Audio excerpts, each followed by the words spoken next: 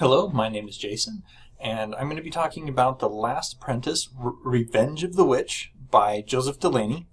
I'm also watching something else, so if I get distracted, yeah, that's why. So, The Last Apprentice, Revenge of the Witch. It's the start of a series about The Last Apprentice.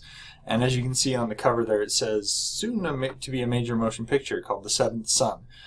It probably shouldn't have been called The Seventh Son, because that kind of distances it from the book that it's based on. It probably should have been called The Last Apprentice, because then people would have been like, oh, The Last Apprentice, I know what that is. Seventh Son, who knows what that is? So, what you have here is the Spook. He's, as he's called, also Old Gregory is his name. He goes around and he deals with monsters, witches, ghosts, what have you. He deals with them. People call him in. He goes in and he gets rid of them. And he's getting old, and so obviously from the name Old Gregory, and he needs to find a replacement. The thing is that he's gone through like 20 some odd replacements, and they all failed. Either they couldn't hack it and they ran away, or they died. It's not that Gregory wasn't trying to keep them safe or anything. It's just that the nature of his job is very dangerous. If you make one mistake, you die. So he comes to a place where Thomas Ward lives. Now, Thomas Ward is the seventh son of a seventh son, and this used to be a pretty I don't know if normal or pretty popular, I don't know. This used to be a superstition that the seventh son of the seventh son had blessings and supernatural powers that were not gifted to other people. So Old Gregory was searching for someone like Thomas Ward, because Old Gregory himself was the seventh son of the seventh son. And if you're not sure what that means, it would be your parents had 7 children, of which you were the 7th, and then you had 7 children yourself, and the son, your 7th son, etc. Anyway, so in Revenge of the Witch, he comes to the farm where Thomas Ward lives. And Thomas Ward is apprenticed to Old Gregory. And Old Gregory starts teaching him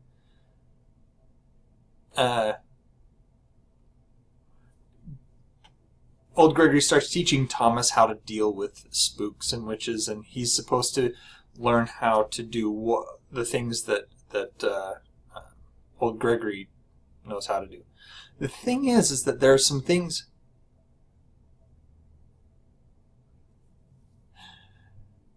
Sorry, like I said, I'm watching something else at the same time. The thing is that Old Gregory has some interesting ways of teaching, and it's probably something that's been passed down from spook to spook. So anyway, part of the thing that Danny has to do is he has to learn how to, or not Danny, Thomas. So part of the thing that Thomas has to learn to do is he's writing his own books on the techniques and whatnot to defeat evil creatures and evil spirits and things, and the how to tell what they are and etc., etc., etc. So he's learning that silver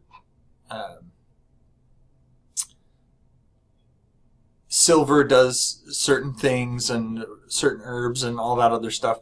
So he's learning the tricks of the trade. But there are some things that I'm not entirely...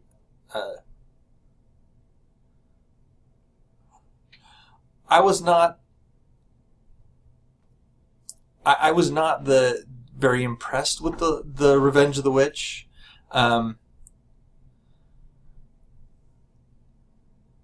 Anyway, So, The Revenge of the Witch.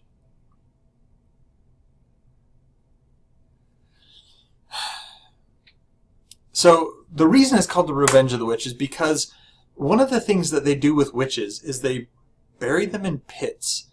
And they seal them with metal. And the thing is that the witch is still alive in the pit. And the witch that has been in this pit has been there for years. I'm sitting there going, why wouldn't you just kill the witch? Why imprison her in a pit that she could possibly one day get out of? Like I said, it doesn't make any sense to me. But the thing is that this book, not to me, it wasn't very good. It wasn't very impressive. I liked Thomas Ward. The old Gregory was he was pretty. Yeah. The witch, I just wanted her to die and go away. I'm surprised that I actually got the second book and read it because of the way I felt about the first book. I was not impressed with the first book. The second book, though, and the third book in the series, much better. Much improved on the first book. I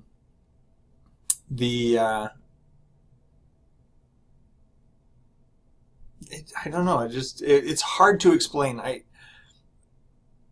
don't mind these kind of books. I like the paranormal kind of spooky monster hunter type books, but I'm not sure why I didn't like this one too much. I think it was just the fact that I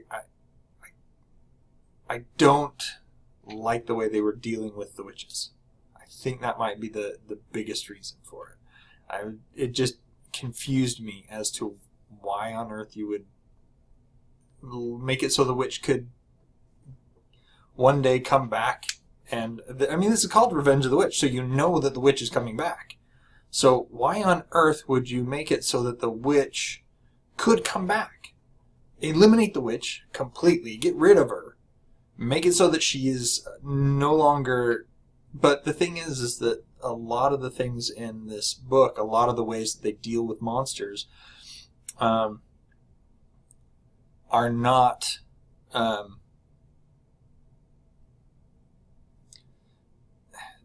They're not permanent solutions to the monster problems. It's just, I'm going to bury this monster in a pit, it won't be able to get out. I'm going to bury this monster in a pit, it won't be able to get out. I'm going to bury this monster in a pit. All the monsters were buried in pits. I'm sitting there going, what happens if somebody's like, oh, look, there might be something in this pit. Maybe it's gold. Let's dig it up. Oh, no, I let out a monster. Let's destroy the monster so it can't do it again.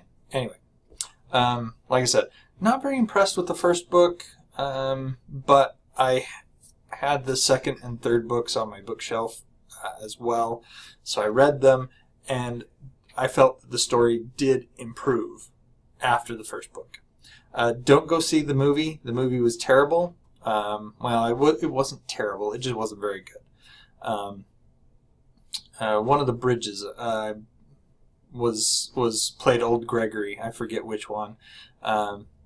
He's a fine actor and everything, and for the most part, the actors in the movie were good, but they definitely departed from the story. It was quite a big departure from the story. The people are there, but at the same time, the story was vastly changed, and not necessarily in a good way. So, anyway, don't see the movie. If you want to get into the series, read this first book. Like I said, I wasn't really impressed with it, but it did improve. It did improve. The series did improve. It did get better. And sorry for the distracted tone. Like I said, I'm watching something at the same time,